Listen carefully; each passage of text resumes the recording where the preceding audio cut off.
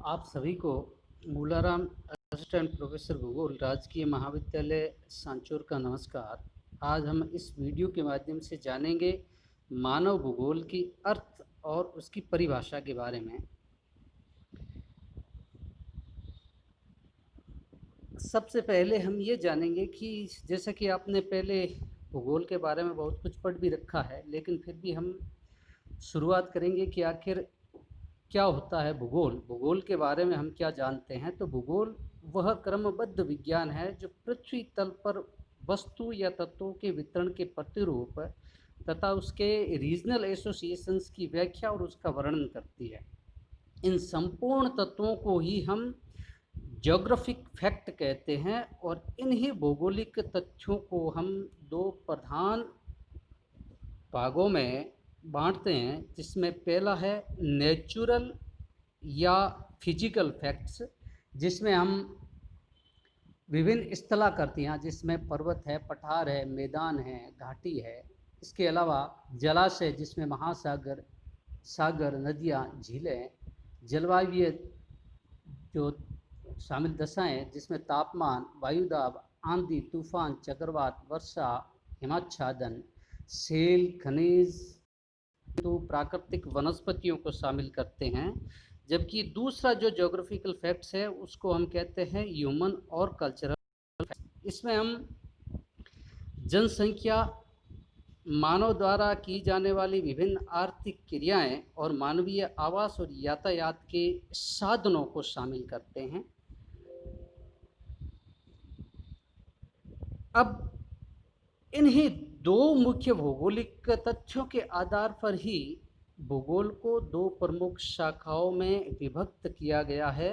और ये दो मुख्य शाखाएं हैं, जिसमें पहली है भौतिक भूगोल, जिसमें भौतिक तत्वों का अध्ययन किया जाता है, और दूसरा है मानव भूगोल, जिसमें मानवीय एवं सांस्कृतिक तत्वों का अध्ययन किया जाता है। मानव भूगोल में क्या शामिल किया जाता है? मानव भूगोल में मनुष्य के मुख्य रूप से क्रियाकलाप और उनके द्वारा उत्पन्न विभिन्न प्रकार के तथ्यों, जैसे कि जनसंख्या है, मानव की आर्थिक क्रियाएं हैं, आवास है, नगर जिसमें शामिल है, ग्राम है, और यातायात के साधनों का अध्ययन किया जाता है। इस प्रकार मनुष्य द्वारा निर्मित सांस्कृतिक पर्यावरण, जिसे हम सांस्कृतिक भूदृश्य कहा जाता है, का समन्वय रूप से अध्ययन किया जाता है मानव भूगोल में। इसके बाद मानव भूगोल और भौतिक भूगोल की नींव कब पड़ी, इसके बारे में भी जानना बहुत जरूरी है, क्योंकि 19वीं शताब्दी तक भूगोल में की कोई शाखाएं नहीं थी तथा प्राकृतिक एवं मानवीय तत्वों का अध्ययन केवल एक सामान्य भूगोल के अंतर्गत ही किया जाता था। किंतु 19वीं शताब्दी के मध्य में तात्कालिक जर्मन भूगोलवेत्ता फ्रेडरिक रेडजेल ने मनुष्य एवं पर्यावरण के संबंधों की व्याख्या को महत्वपूर्ण मानते हुए भूगोल में मानवीय पक्षों के अध्ययन पर विशेष बल दिया और परिणाम स्वरूप भूगोल की एक प्रमुख शाखा के रूप में मानव भूगोल की नींव रखी। अतः रेडजेल को मानव भूगोल का जनक भी कहा जाता है, और उन्होंने जो एक मुख्य किताब लिखी थी एंथ्रोपोजियोग्राफिया, इसी में उन्होंने मानव भूगोल की विस्तार से व्याख्या की है। मानव भूगोल है क्या? तो मानव भूगोल भूतल पर मनुष्य और उसके पर्यावरण के मध्य पारस्परिक संबंधों तथा उसके परिणाम स्वरूप उत्पन्न सांस्कृतिक भूदृश्यों, जिससे हम कहते हैं कल्चरल लैंडस्केप, की व्याख्या भी करता है, वर्णन भी करता है।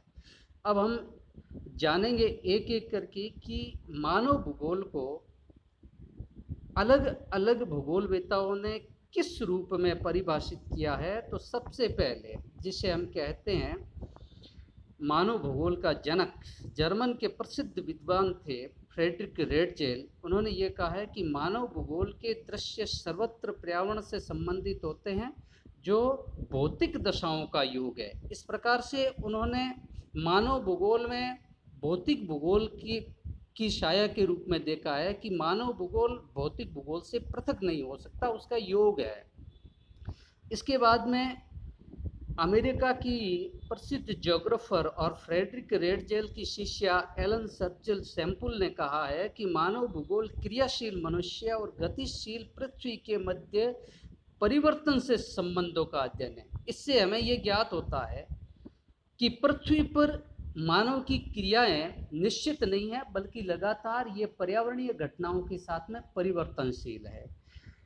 फ्रांसीसी प्रसिद्ध विद्वान विडाल डी लप्लास, उन्होंने मानव भूगोल के संबंध में कहा है कि मानव भूगोल पृथ्वी और मनुष्य के बीच पारस्परिक संबंधों का एक नवीन विचार प्रदान करता है, जिसमें पृथ्वी को नियंत्रित करने वाले भौतिक नियमों तथा इस पर रहने वाले मनुष्य के पारस्परिक संबंधों का अधिक संश्लिष्ट ज्ञान समाहित हो जाता है।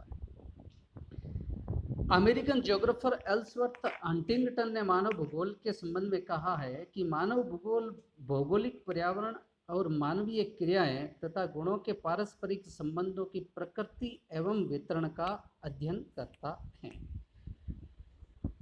इसके अलावा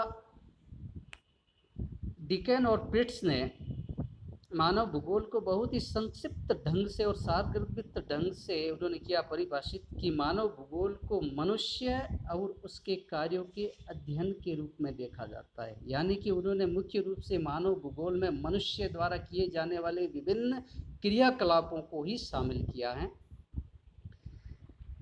इस प्रकार समस्त परिभाषाओं से एक बात तो ये स्पष्ट होती है कि मानव भूगोल ज्ञान की वह शाखा है जिसमें भूतल पर निवासरत मानव समूह, उनके पर्यावरण के मध्य होने वाली पारस्परिक अंतरक्रियाओं तथा उसके फलस्वरूप उत्पन्न सांस्कृतिक भूदृश्यों का वर्णन एवं व्याख्या की जाती है।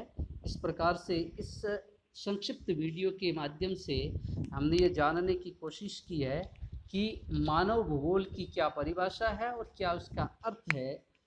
अगले वीडियो में हम मानव भूगोल के बारे में और जानने की कोशिश करेंगे। इस वीडियो को देखने के लिए आप सभी का बहुत बहुत धन्यवाद।